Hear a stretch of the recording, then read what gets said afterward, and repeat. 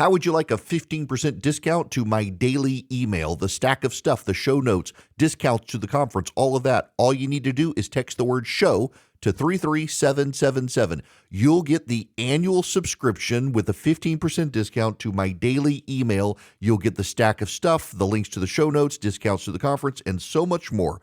All you have to do is text the word show, SHOW, to 33777. Text show to 33777.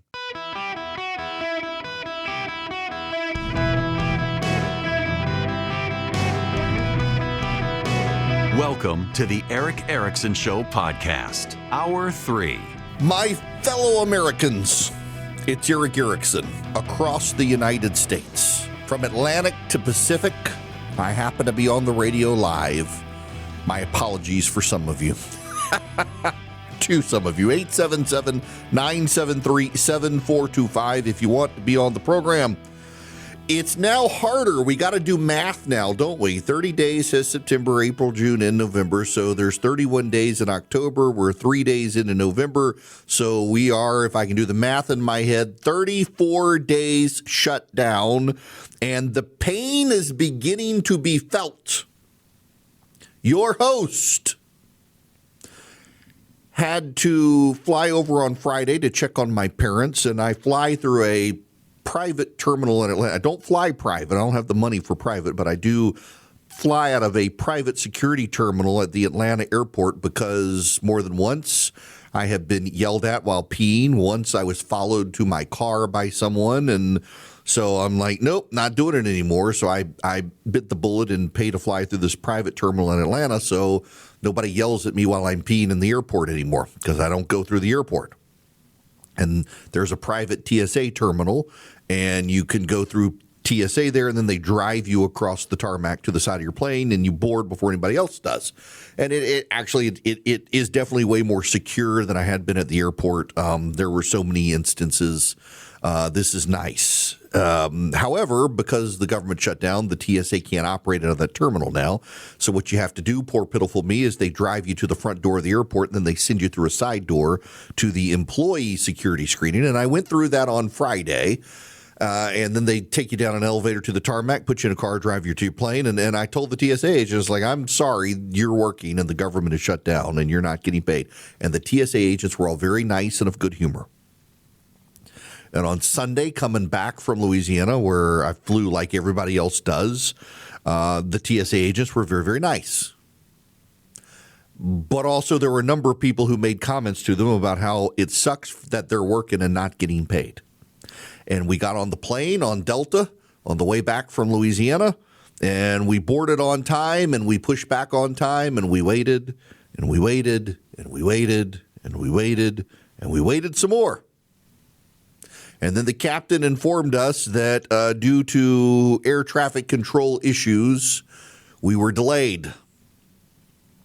And we were only delayed like 20 minutes. In New York City, flights are being canceled and delayed up to 6 hours.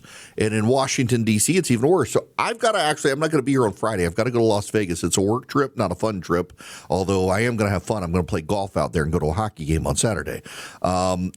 But a buddy of mine is flying to meet me for this event, and he's flying out of D.C. We're a little worried his flight might get canceled if the government's still shut down because air traffic controllers are simply not showing up for work anymore. Likewise, in many states, SNAP benefits have gone away. Now, a judge in Massachusetts extended SNAP benefits, but remember that there are no more universal injunctions in the country, so not every state participated in the case, and so SNAP benefits shut down in some states, not other states. But here's the catch. The Trump administration has decided they're not even going to bother appealing the case because even the emergency funds run out within 2 weeks. So you got a lot of government employees who aren't getting paid, and Thanksgiving is coming. You've got a lot of poor people who aren't getting SNAP benefits, and Thanksgiving is coming. In Louisiana, when I was there over the weekend, I stopped by a grocery store in a town of St. Francisville, Louisiana, near where my parents live, just north of Baton Rouge. And there were signs at all the cash registers. In fact, I took a picture of the sign and put it on Twitter. This is the sign that was on all of the cash registers. at the grocery store. Notice to all SNAP cardholders, due to the federal government shutdown in Washington, D.C., SNAP benefits will not be uploaded to your card for November 2025. Any remaining SNAP benefits on your card from previous months can still be used. SNAP benefit issuance will resume once the federal government reopens in Washington, D.C. That was on every cash register at this grocery store in St. Francisville, Louisiana this weekend. A lot of people in a lot of states aren't getting their SNAP benefits. Now, there was this audio clip that has surfaced on, let me give credit where credit is due. This is from a KOAT 7 in Santa Fe, New Mexico, or Albuquerque. The first thing I did. Now, of course, Phone call, and when I heard $0, my chest went into my throat. Maggie Aragon has been a SNAP recipient for more than 3 decades. Even with these benefits, she says she also relies on food banks to get enough food. I have depended on those benefits since the 1990s, and it's detrimental to my life if I don't get them. There are more than 460,000 New Mexicans using SNAP benefits. Tonight, some of them telling us they don't have those right now.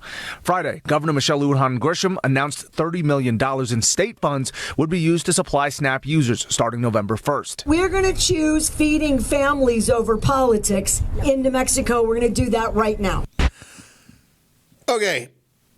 Most of you probably had the same reaction I had. 3 decades? You've been on SNAP benefits for 3 decades? I don't know this woman's life story. I don't know.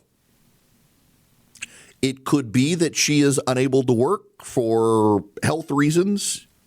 It could be something like that. I don't know.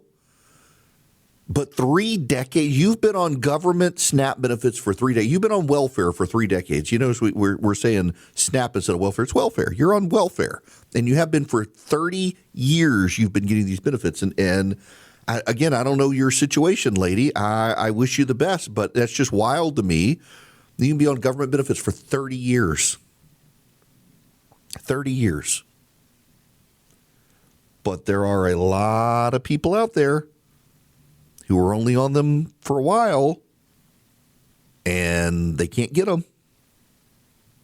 The Democrats have insisted that everybody get health extensions, and what they're really doing is sending money to the insurance companies, and they're not going to open the government until then. And what is, I just, real quick, let's do this together. I don't know the answer to it.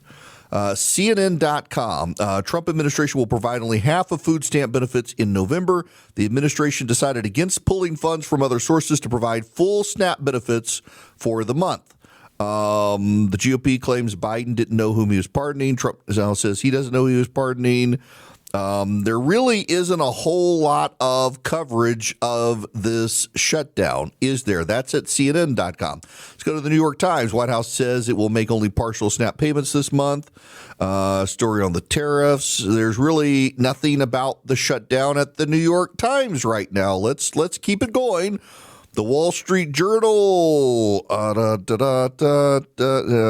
no major story about the government shutdown there. The Washington Post, let's go to that one. SNAP benefit story, but that's kind of really it. There's no major government shutdown story there. So we've got no major news outlets doing major stories about the shutdown 34 days into the shutdown, as now SNAP benefits are mostly going to expire. Partial benefits are going to be coughed up, and people are going to be hurt. Air traffic controllers not getting paid, TSA not getting paid, the military not getting paid, essential personnel not getting paid. They're still going to work. More and more flights are starting to get canceled, and the media has chosen to ignore the story. And so there is a talking point out there that says the Republicans are the ones getting hurt by the shutdown. The polling says Republicans are getting hurt by the shutdown. Friends, I would submit to you that there's no way the Republicans are getting hurt by the shutdown, or the media would give wall-to-wall coverage of the shutdown. If Republicans were the ones getting hurt by the government shutdown, the media would go wall to wall with this coverage, and that CNN, the New York Times, the Wall Street Journal, the Washington Post, none of them have major stories about the government shutdown at the top of their websites right now or on the front pages of their newspapers. Kind of tells me that the Republicans, they're not going to be blamed for this shutdown when it ends. The media does whatever it can to benefit the Democrats. And just think about this. This goes to the Erickson rule of politics. The number one rule of Erickson rule of covering the media, rule number one. The media covers the beneficiaries of Democratic policies and the victims of Republican policies. That the media cannot cover the victims of the government shutdown right now tells you that the victims blame the Democrats, because they would be highlighting every single person in America harmed by the shutdown if they thought they could blame it on the Republicans. And the Republicans are just demanding the Democrats open the government with a clean resolution. It's the same resolution that Chuck Schumer himself wrote, that the Democrats have voted for repeatedly in the past, that suddenly now they don't want to vote for. And the Democrats keep saying it's leverage. I'm sorry, but this starving woman in New Mexico who has for 30 years been dependent on the government for food, that's not leverage. That's pain for her. Thanksgiving comes at the end of this month, the fourth Thursday in November. Now, when is Thanksgiving this year? Let's look at my calendar and see. So Thanksgiving this year is the 27th. The clock is ticking on the government shutdown.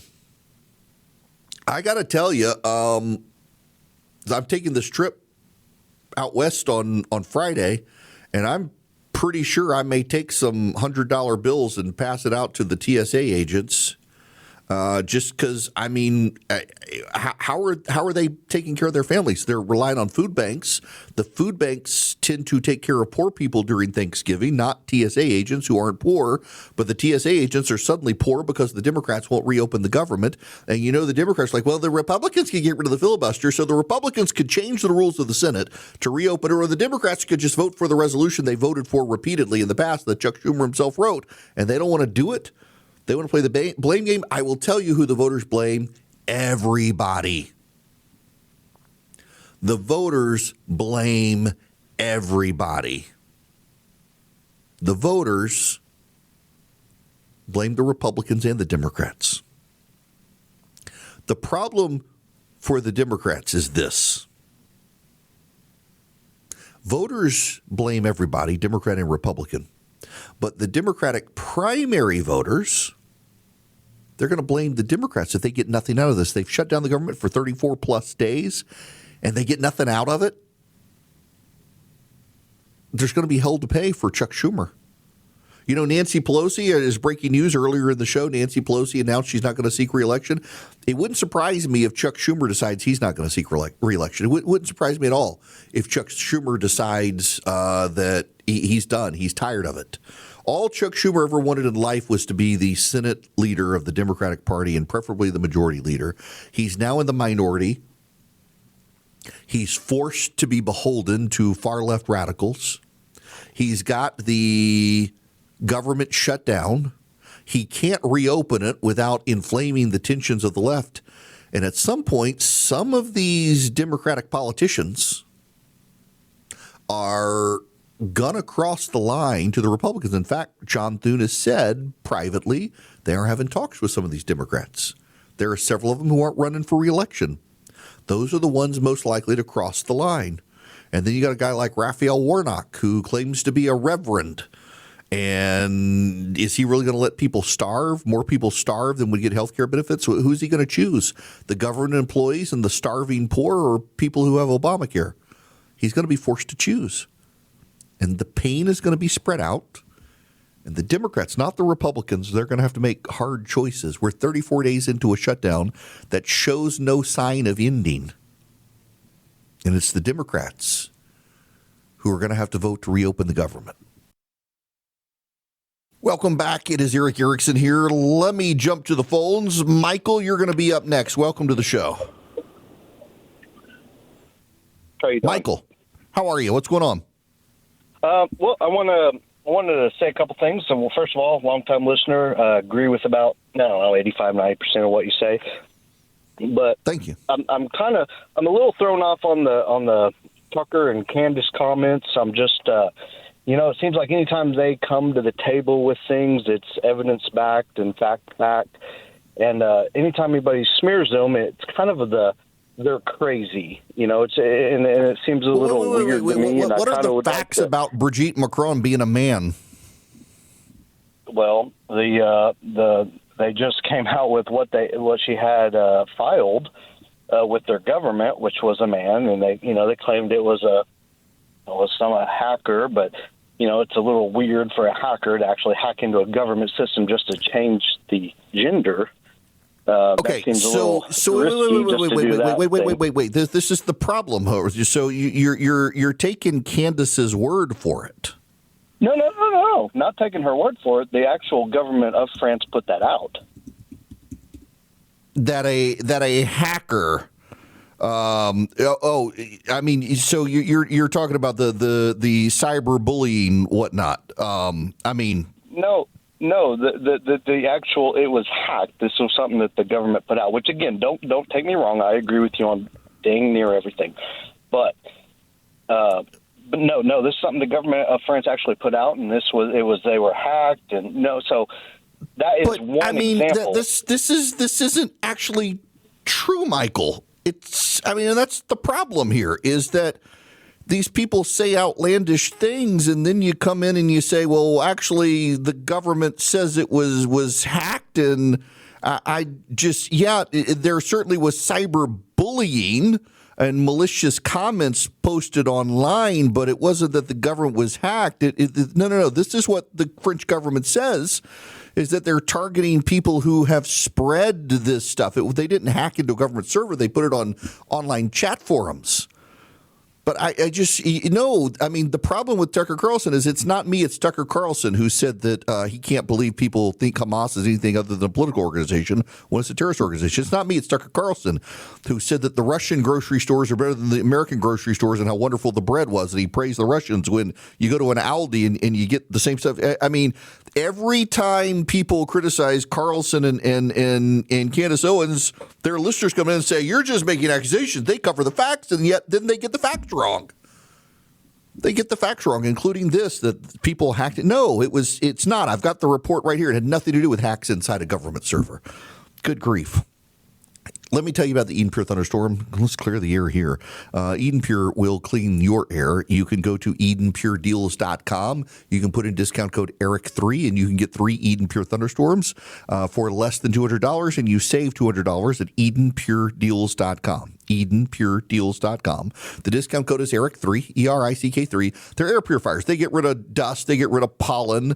They get rid of pet dander. They also get rid of 99.9% of bacteria and viruses that flow through the machine. And then they eliminate all odors. They generate ozone, which gets into the atmosphere and the air of your house, and it touches ionized particles as odors and wipes them out. And because it's a gas, it can go where the odors go, and it can go where the odors originate, and it can wipe them out there, and it really works. You get 3 of them, upstairs, downstairs, your basement, your travel bag, your RV, wherever you need them. Hold them in your hand, plug them up with a USB cord, plug them into the wall, and they just work. EdenPureDeals.com is the website.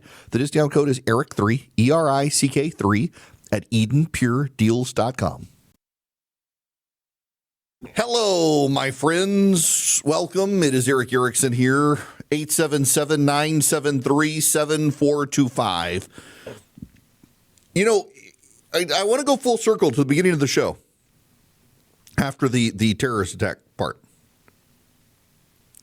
At the beginning of the show, I told you about the Politico story, where it's a big red flag for Democrats in that they've now got 3 major Democratic groups that have come out, and one of them is progressive, 2 are moderate. And the progressive one now has come out and said the problem is that people don't like the Democratic Party.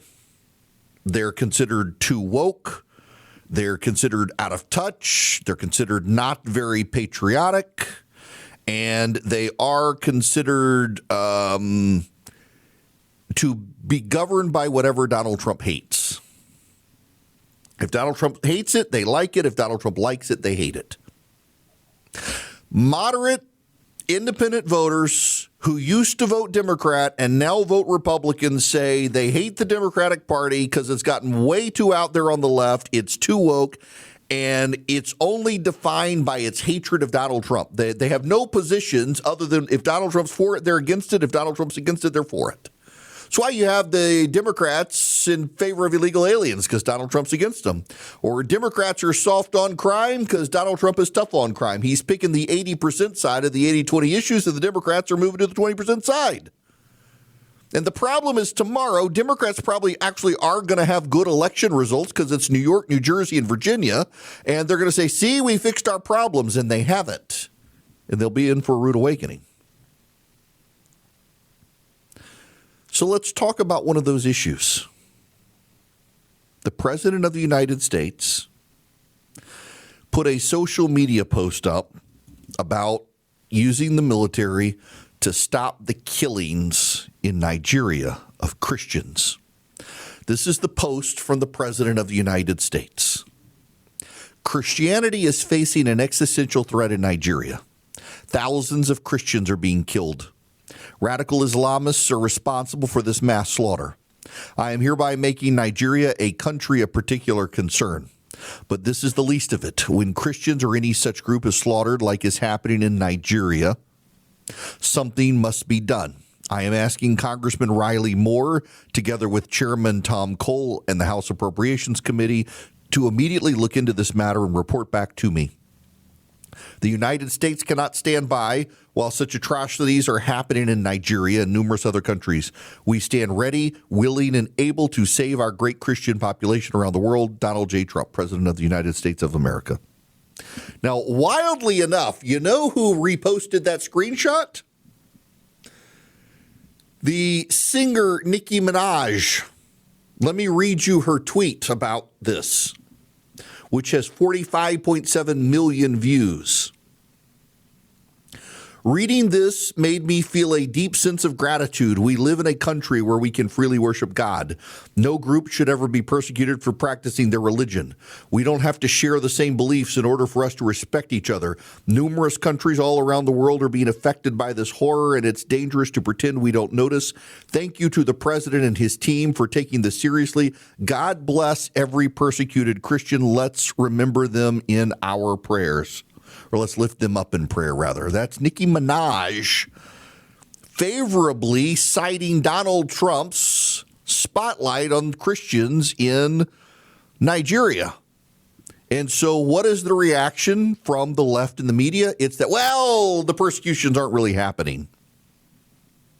That's actually the reaction. I'm kind of dumbfounded by the reaction because it is happening. I'm an evangelical Christian, spent a lot of time talking to missionary groups around the world. And yeah, according to missionary groups around the world, Nigeria is a serious hotspot right now. And Nigeria is having serious issues when it comes to persecution. They are being, in some places and in some cases, wiped out, exterminated by radical Muslims. And I got to tell you, I'm actually a little bit floored to see the reaction from people on the left now suddenly saying this isn't really true. I mean, just listen to this from Fareed Zakaria on CNN. He was interviewed, supposedly a deep thinker on international issues. There is Muslim-Christian violence. As you say, some of it is based on farmers versus goat herders. The current president, Tinubu, has actually been trying his best to diffuse that kind of violence and is himself an exemplary example of Nigeria's kind of multi-religious tradition. He is Muslim, the president of Nigeria. He's married to a Christian woman who is an ordained minister. And he often talks about how that marriage is part of what he's trying to do. Nigeria is 50% Christian, 50% Muslim. So, okay, first of all, if you're an Orthodox Christian, flags went off when you hear Muslim married to Christian female minister. Warning that it sailed over Fareed Zakaria's head isn't actually surprising, but it should be a warning. Donald Trump came out and attacked the persecution of Christians in Nigeria, which every major missionary group on planet Earth, not just in the United States, says is happening. And I need you to understand this. It's not Donald Trump saying this is happening. It is major international Christian relief organizations are saying it is happening. It is major international missionary organizations.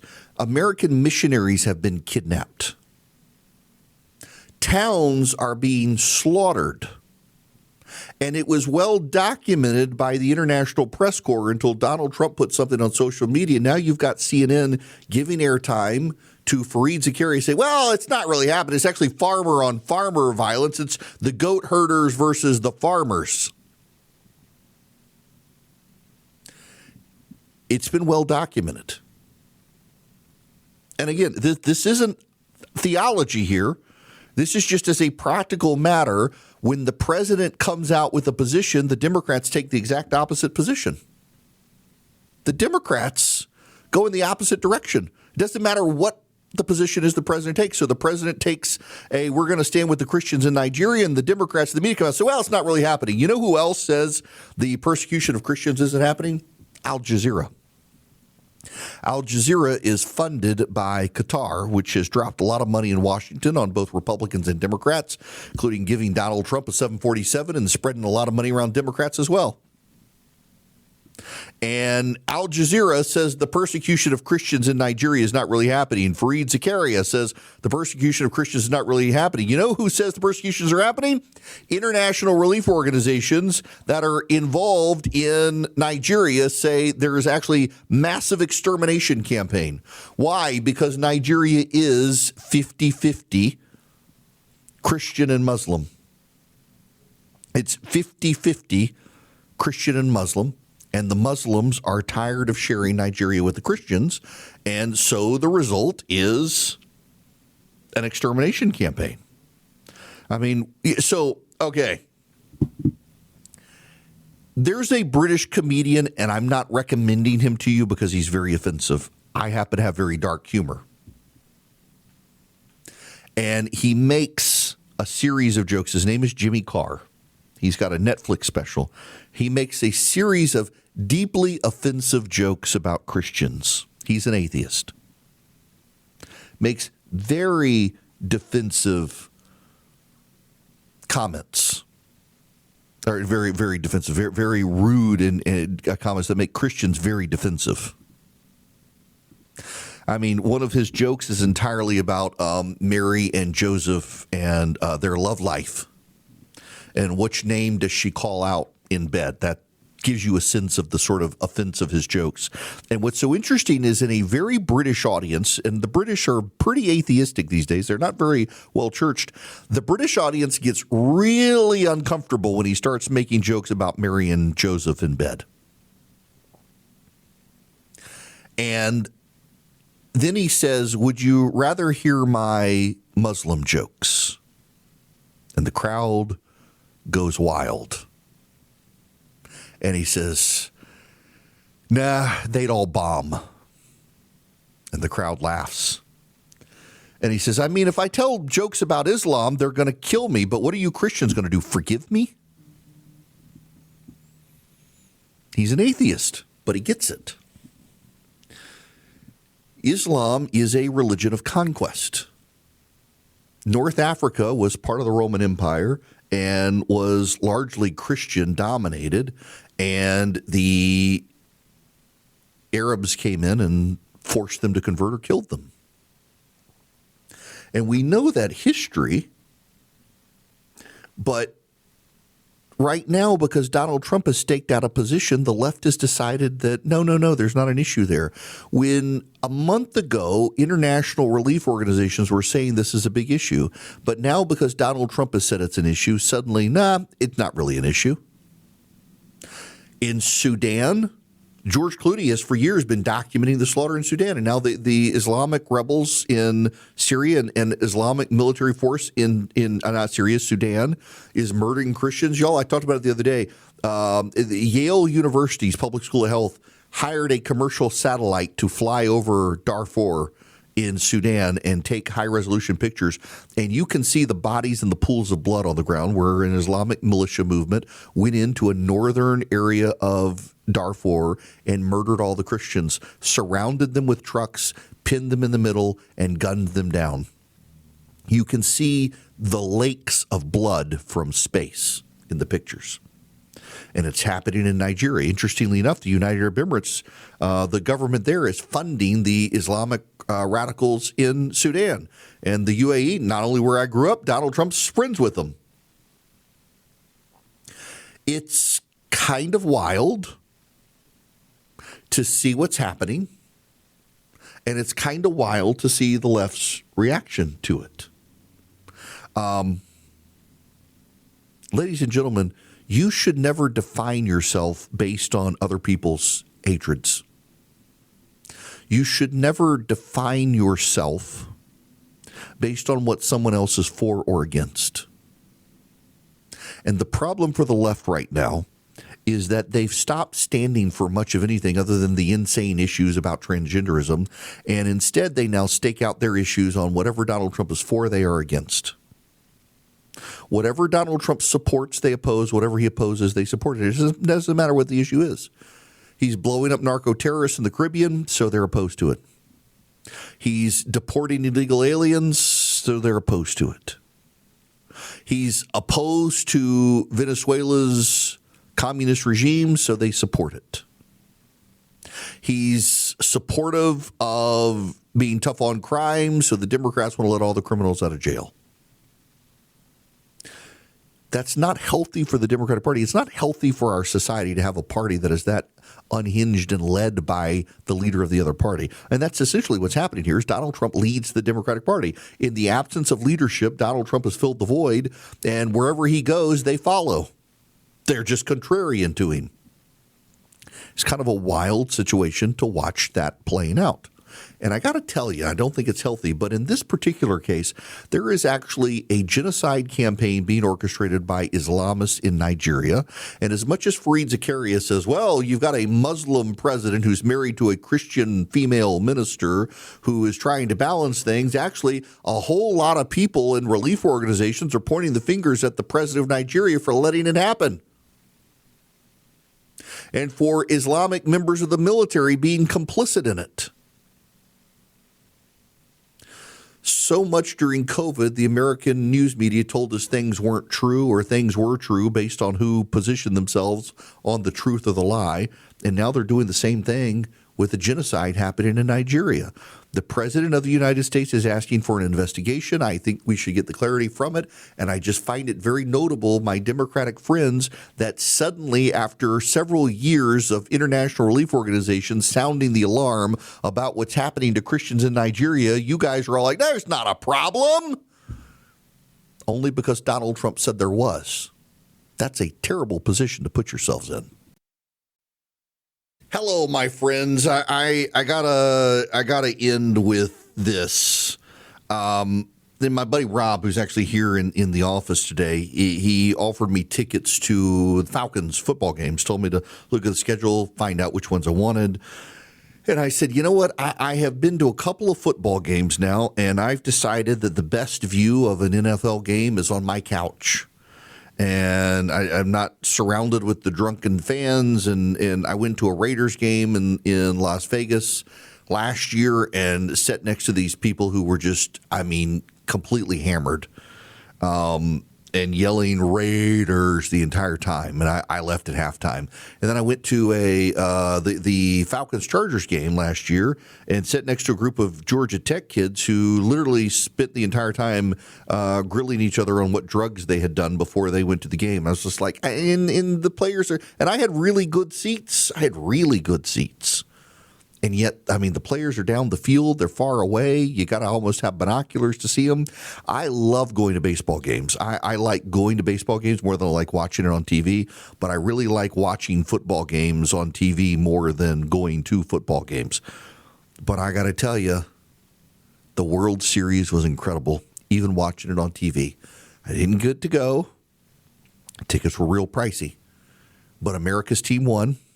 We beat the Canadians. That's what you want to do. Some of you don't like the Dodgers. You should suck it up and root for the American team as opposed to the Canadians.